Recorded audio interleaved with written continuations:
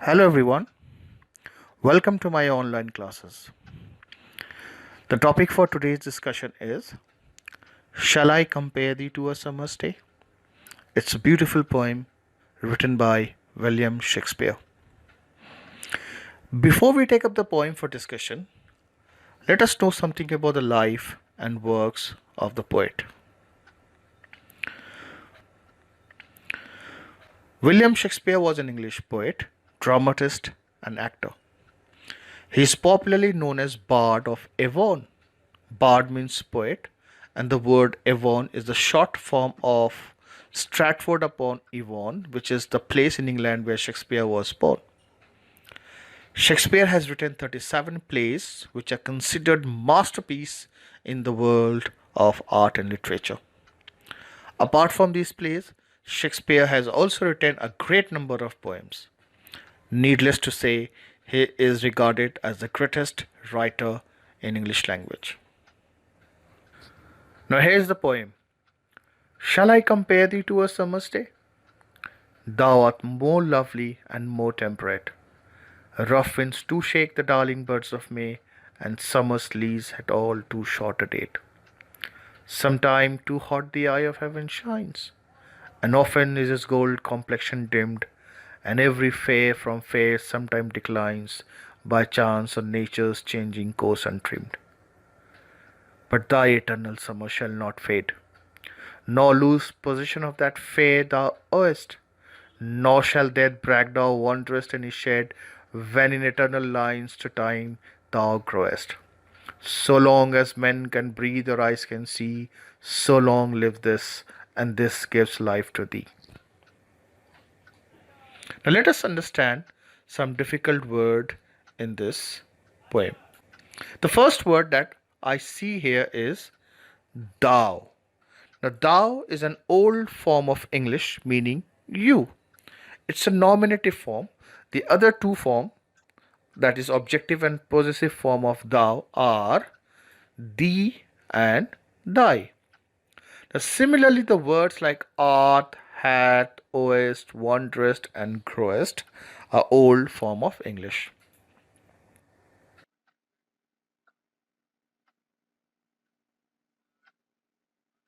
The word temperate means mild without extremes. Birds means unbloomed flower. May is the fifth month of Gregorian calendar, which comes after April. Lease is a rented period of time. Dimmed means become dull in color. Fair is a noun meaning beauty. Declines means diminish or go down. Untrimmed means uncut or unabridged. The word eternal means everlasting, and fade means lose shine or luster. The word lines means the ending and everlasting word of poetry. Now, this poem is actually a sonnet. Now, what is a sonnet? Let me tell you something about sonnet. A sonnet is a versatile form of poetry consisting of 14 lines written in iambic meters. Now, there are three basic forms of sonnet. The first one is Italian or Petrarchan sonnet. Second one is the Spenserian sonnet, and the third one is Shakespearean sonnet. And all the sonnets have been named after their creator. For example, Petrarchan sonnet has been named after Francesco Petrarch. Spenserian sonnet has been named after Edmund Spenser, and William Shakespeare was the first one, was a creator of this form of sonnet, so it has been named after him. Now, all these sonnets have one thing common, that is the number of lines. They all have 14 lines in them. Now, what is different in them is their rhyme scheme. Now, in case of Italian or Petrarchan sonnet, it has two divisions. First one is called octave, which has a rhyme scheme of A B B A A B B A, and the next one is a sestate, which is 6 lines, having a rhyme scheme of either C D E C D E or C D C C D C, or it could be C D C D C D. Now, in case of Shakespearean sonnet, the rhyme scheme is always A B A B, B C B C C D C D, and E E. And last one, Shakespearean has a rhyme scheme of A B A B, C D C D, E F E F, and G G. Now I know it sounds a bit confusing to you, but I'm sure that it's going to be very, very clear once we find out the rhyme scheme of this poem. Rhyme is recurrence of similar ending sounds at the end of poetic lines. Now, for example, the first line, shall I compare thee to a summer's day, ending sound is day. In the second line, the ending sound is temperate. Now, temperate does not rhyme with the word day. It's a different, so it's a different color coded. Now, rough winds do shake the darling birds of May. Now, May and day here are the matching sound. And summer's leaves at all too short a date. Now, date and temperate, they have a similar ending sound. Next, we have shines and then dimmed, which are two different. But declines, shines and declines are the matching sound, and so is dimmed and untrimmed. Now, fade rhymes with shade, and OS rhymes with crowest. And the last two similar sounds are C and D. Now, suppose if we replace this color coded word with letters of alphabet, what do we have? We have A, B, A, B, C, D, C, D, E, F, E, F, and G, G. So this is how we get the rhyme scheme of a poem. Next, we will move to the meter.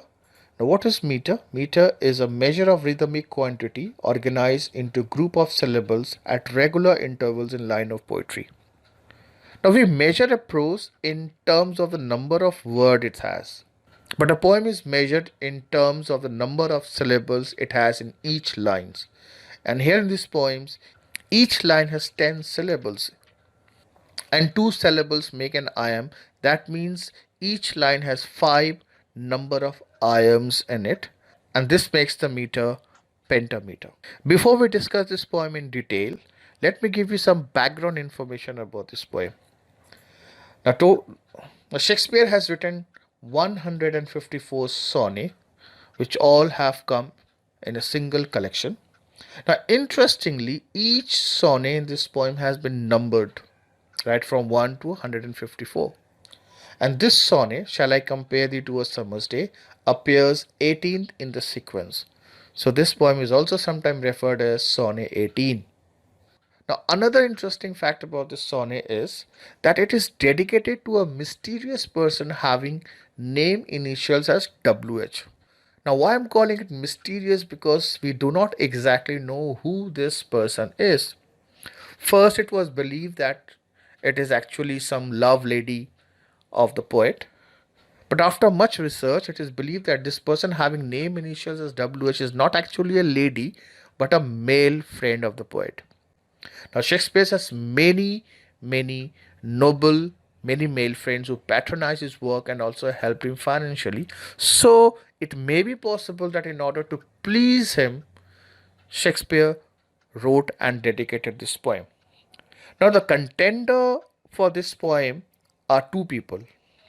The first person is William Herbert, who was a patron of Shakespeare, and he was the Earl of Pembroke.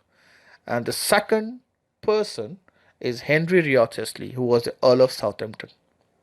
And out of these two, it is now believed that actually the poem is dedicated to Henry Wriothesley. And you know why? Because he was really a very handsome man. Now, you can see a picture of him. I've got a portrait of him. You can see it. He was a very handsome and good looking man. So, most probably, this poem is dedicated to him.